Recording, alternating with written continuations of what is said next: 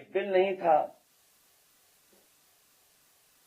भाजपा की दरारवादी राजनीति का काला दस्तावेज था। जिन्होंने नारी को अपने संगठनों में मान सम्मान नहीं दिया, वो राजनीति में क्या स्थान देंगे? अगर पिछड़ों की आबादी कम से कम केवल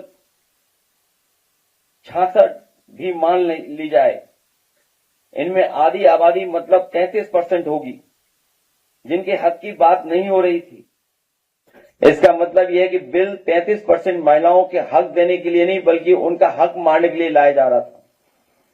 ये भाजपा और उनकी वर्चस्ववादी महिला विरोधी सामंती सोच की साजिश है, जिसका हम विरोध करते रहेंगे। इसके लिए भी चाहे साल लगे या सदी।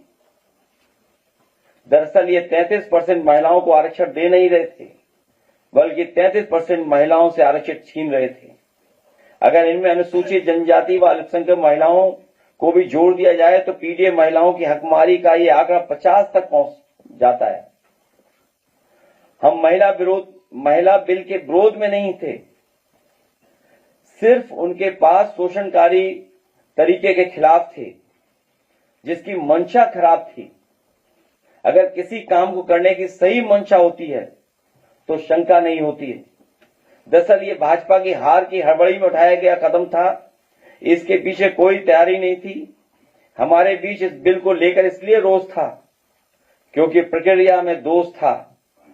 हमने माना कि इस बिल में खोट है क्योंकि भाजपा के नजर में केवल वोट है, इसलिए हमने विरोध किया और लोकतंत्र और संविधान को बचाने की एक और मुहिम में हम सफल रहे। दरअसल महिला आरक्षण बिल का तो आधार ही निराधार था।